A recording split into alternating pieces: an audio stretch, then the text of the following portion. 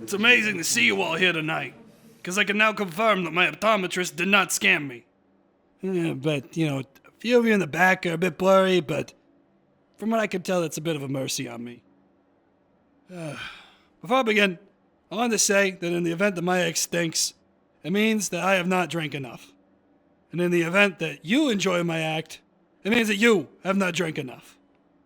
As someone who is paid to be a fool, my job, even off stage, is to be about 5 steps behind on everything.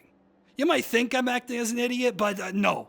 I was halfway through this whole life thing when somebody came up to me, told me I could stand on a stage, being myself, and I could make money doing it. So here I am 20 years later, I'm still on stage, making my living by simply being an idiot.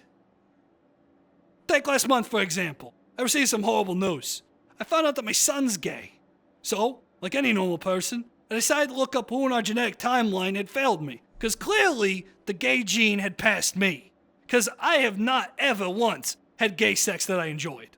But from that search came amazing news, and I have to tell you, I have never been happier to find out that my wife was cheating on me.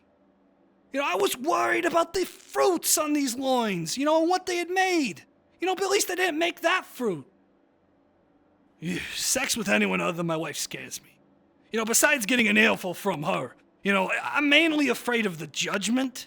Because see, my wife knows what sex between us is gonna be like. And I know that that's why she cheats on me.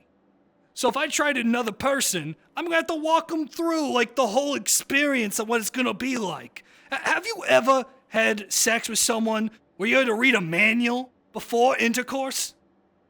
If you've slept with me, then you have. You know what that's like. There are conversation examples, music specifications, medication dosages, practice questions, safety procedures, and even tips for how to get me to stop crying after we finish. It's a bit embarrassing to hand out, but I have found that it is absolutely necessary. Even my wife needs a refresher course every now and then. Recently it's been kind of hard. The manual has not been aging very well. It's getting sticky, and it's a little hard to read now. So I found that my only option was to become a better partner in sex. That way, if I sleep with some woman, they won't gossip about how long it took to read the worn-out manual. So I made what seemed like an obvious choice. I applied to work at a brothel. And it got me thinking, though, how is an interview at a brothel supposed to go?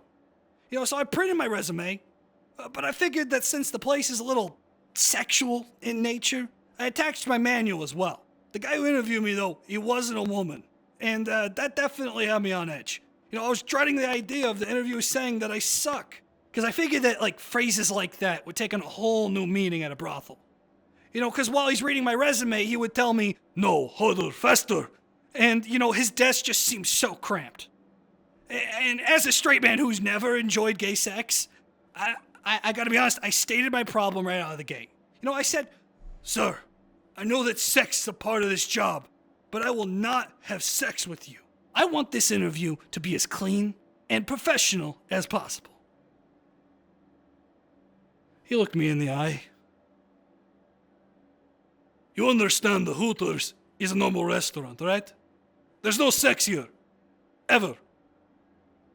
And as someone who has extensive experience fostering illegitimate children at Hooters, I know what this means. It means I'm out.